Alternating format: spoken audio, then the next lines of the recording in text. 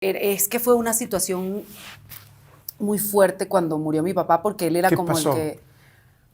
Nosotros, después que nos mudamos a esa casita, él salía mucho a trabajar, a taxear y a buscar la vida, ¿no? ¿Él en qué trabajaba? Él vivía del momento, o sea, de que un día tengo un transporte público y trabajo en ese transporte público, otro día, bueno, vendo esto y me compro esto y ahí saco, o sea, pero siempre estaba buscando la calle y mi mamá también, ¿no? De alguna manera u otra, hicieron de todo. En un día que él fue a trabajar justo, regresando, como que él tenía un carrito rojo que había recién comprado, que mi mamá le decía, no compres ese carro, no compres, vamos a comprar una casa digna, algo más bonito. Bueno, él se compró su carro y a los meses de habérselo comprado, nosotros vivíamos en un barrio muy, muy lejano del pueblito de Coro y generalmente no hay luces, o sea, no, las carreteras súper malas, la tierra, o sea, todo muy malo. Y él se fue de noche y cuando regresó, una gandola venía como comiéndose la luz, o sea, como que en sentido contrario, y justamente cayó encima del carro. ¿Qué es una gandola? Una gandola es como un camión muy grande, Ok. o sea, como los que llevan cosas detrás. No me digas. Como un volteo, algo así, Ah, no sí, sé como cómo un le dicen. tráiler. Como un tráiler. Ajá. Entonces se cayó encima del carro y dejó sin nada. ¿Tú cuántos años tenías? 7 años. ¿Y lo viste antes a tu papá? Sí, sí, justo. Es que yo me acuerdo perfecto cuando él se despidió. Él ¿Cómo dijo, fue? bueno, estábamos todos afuera y él dijo, no, bueno, nos vemos más tarde. Y me acuerdo, claro, cuando él sacó la cabeza por la ventana y me hizo así. O sea, tienes esa imagen. Sí, sí, la tengo. Clarísima, clarísima. Y me hizo así. Y mi mamá, adentro todos. Entonces nos metió, porque capaz y no sé, cualquiera que le hubiese dicho, yo te acompaño, o lo que sea, ¿no? Pero que eso Nunca pensaste tú pasaba. acompañarlo ni nada. No, no, él siempre lo veía irse y volver, y en esta oportunidad nunca volvió. Y lo peor es cómo se lo dicen a mi mamá. ¿Cómo fue? Como estábamos en el barrio, obviamente ahí no hay filtro ni nada, le llegaron por la ventana y le dijeron, Marie Claire, eso también Tu mamá lo también tengo se llama aquí. Marie Claire. Mi mamá también se llama Marie Claire. Marie Claire, tu marido se mató en el 7. El 7 era la vía en la que ocurrió el accidente. Sí. Así, Marie Claire, tu marido. Marie Claire, tu marido andaba al 7 porque tu marido se mató en el carro. ¿Cómo crees? Y mi mamá fue como se sentó en la silla y yo no sabía lo que pasaba, sí escuché y todavía siento aquí en el oído la voz de la vecina cuando le dijo a mi mamá, tu marido se mató en el 7. Entonces fue como mi abuela en la cama, o sea, una situación muy fea. ¿Se quedaron ustedes con su abuelita y tu mamá salió Y volando? mi mamá, sí, nos quedamos con mi abuela y mi mamá se va a ver qué era lo que sucedía. ¿Y cuando regresa tu mamá, cómo les dice? No, mi mamá regresa deshecha, o sea, ella regresa como que agarrada de todos los vecinos que estaban, o sea, como divagando, pues, así. Y ya cosas muy borrosas de lo sucedido. Y a partir de eso, ¿cómo cambia su vida? Bueno, ahora ¿qué vamos a hacer? Porque bien o mal, pues, él lo poco que podía trabajar lo llevaba a la casa, pero Claro. ahora, como la típica madre mexicana, venezolana, que tiene 4 niños solos en uno de los barrios más peligrosos del estado, ¿cómo sales a trabajar con 2 niños de 7 años? Cuando en ese barrio generalmente escuchabas muchos disparos y escuchabas muchas cosas muy fuertes. Entonces mi mamá a veces tenía la opción de dejarnos encerrados, o sea, para que no saliéramos, porque éramos niños, ¡ay, vámonos al barrio! Claro. No, enfrentarnos al peligro. Pero pues nada, ahí es donde entra el superpoder de las madres. Mi mamá es una super heroína. Yo nunca he conocido en mi vida a alguien más fuerte que ella, o sea, es la persona más fuerte que he conocido en toda mi vida. ¿Recuerdas algo que les haya dicho o después de eso, así de haber niños? Sí, siempre. ¿Qué Ella les siempre dijo? decía, les voy a leer la cartilla antes de que saliera, ¿no? No abran el gas, porque nosotros, bueno, en Venezuela hay bombonas así de gas que pones como en las cocinas Como abajo. tanques, ajá. Ajá. Entonces, claro, tú lo abres y lo cierras para prender la cocina, ¿no? No prendan el gas, no salgan a la calle, no le abran la puerta a nadie, no, o sea, Ay, pobre de tu mamá. No, era horrible. Llegaba y tenía todos los brazos así bajo el sol a 40 grados, todo quemado, todo quemado. Y de aquí para arriba, blanquito y todo aquí quemado, la nariz siempre pelada, siempre, o sea, y a pesar de que hacía todo eso, vendía batas de baño casa por casa, no dejó nunca de estudiar. Ella, además de vender las batas, ¿qué empezó a hacer para...? No, mi mamá fue hasta vigilante en un hotel. Okay. O sea, ¿de seguridad? De seguridad. Ajá. Ella fue vigilante, compraba ganchitos de pelo Ajá. y anillitos y Ajá. se iba a los bares a venderlos. Como las personas que venden flores y así, ella hacía lo mismo. O sea, una cosa que ya como que después que vas teniendo conciencia es que te vas enterando de todo lo que ella hacía. ¿Trabajaba en una escuela? Después, como nunca dejó de estudiar, se graduó de maestra. Ella empezó a trabajar vendiendo empanadas en un kiosco, dentro de la escuela. O sea, dentro de la escuela vendía empanadas. Vendía empanadas, pero no dejó nunca de estudiar. Okay.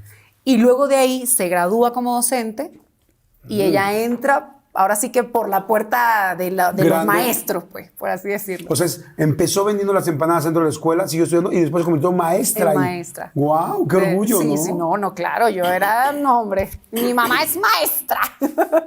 Entonces ella trabajaba maestra de educación especial, con atención a niños con dificultades del aprendizaje. Entonces ella atendía a los niños con autismo, con síndrome de Down, con dificultades del aprendizaje. Entonces ella los atendía en esa aula especial. ¿Y tú ibas en esa escuela? Sí, claro, era la escuela del barrio. Ok. Y entonces empiezan a crecer y empiezan a mantener ahora ella sola la casa. Sí, pero ahí empezó como todo a cambiar. Porque teníamos una cortina, ¿le echo el cuento de la cortina? Sí, a ver, cuéntame la cortina. Teníamos una cortina de baño. No, ya. Teníamos un baño, ¿verdad? Entonces, el sueño de mi mamá era cambiar era ponerle una puerta al baño. Porque el baño no tenía puerta, era una cortina. Esas cortinas que son de plástico. Ajá, sí. Que tienen como hoyitos así y y las cuelgas en el tubo. Bueno, mi mamá puso un cepillo de escoba y puso una cortina. Ajá. Entonces, como la casa era la puerta, la sala y el baño, y estás a 40 grados, no existe aire acondicionado, no existe nada, tienes que abrir la puerta para que para que la casa respire. Claro. Entonces, con la puerta abierta, nosotros teníamos que hacer nuestras necesidades, obviamente, en el baño y no podíamos cerrar la puerta. Entonces, cuando entraba la brisa, la cortina se movía. Y tú estabas así. Entonces, no, tú tenías que hacer esto. Te parabas. Mira, disculpa que te despierte, camarógrafo. Bueno, tú te parabas así en el... ¿Cómo se llama? Sí, en el WC, en la taza. En la taza. Y tenías que hacer así para que la cortina no se moviera. Claro, para estar agarrando. Sí, para estar agarrando la cortina. Entonces, lo que necesitaba mi mamá era comprar una puerta al baño. Ajá. Entonces, con su primer sueldo, lo primero que hizo fue eliminar esa cortina. Bueno, qué tranquilidad para todos, ¿no? Qué tranquilidad, ¿no?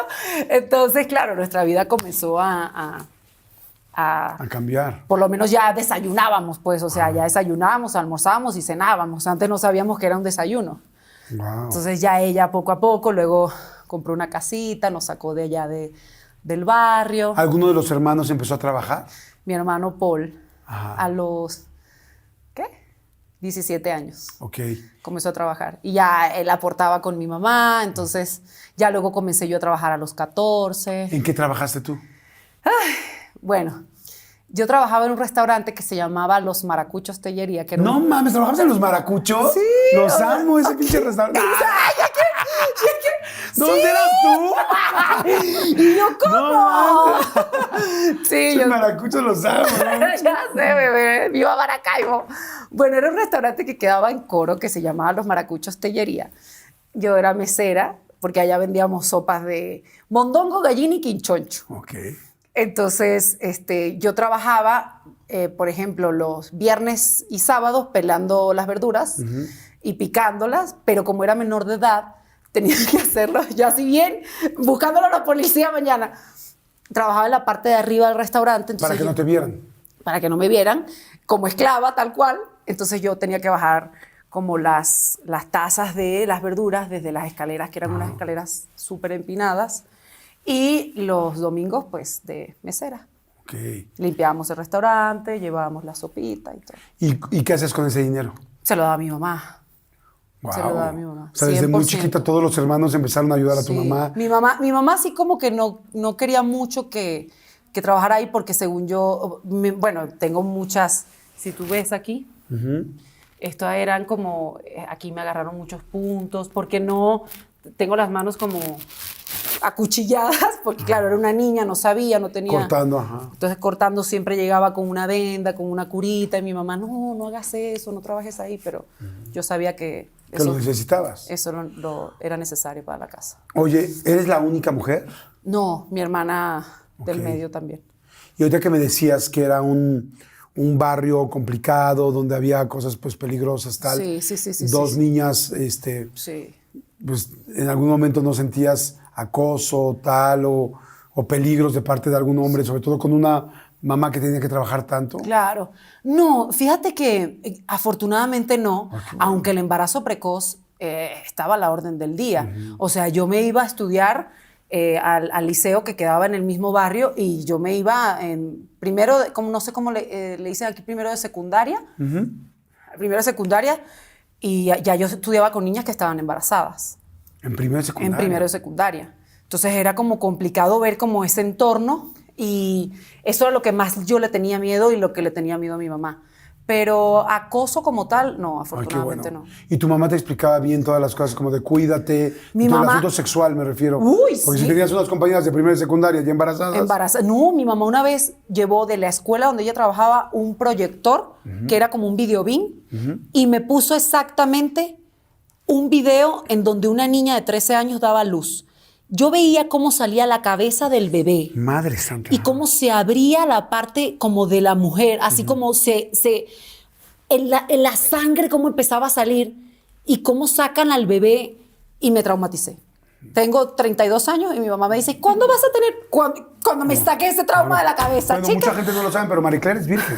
O sea, Marie Claire es virgen. Ahí no ha entrado nada. No, bebé, pero... Oye, ahí no he entrado nada porque no quiero que salga. Porque no quiero que salga tampoco. No, pero me traumatizó. Claro. Me dijo, esta niña murió. Yo me acuerdo clarísimo de ese video. Esta niña se murió porque tuvo un bebé. A esa edad, imagínate. Bueno, tu mamá hizo lo mejor que pudo para poderte cuidar, porque no podía ir a trabajar, no tener al papá, cuidar a las dos niñas, Claro, cuidar a los dos hijos, claro, o sea, claro. estaba cañón.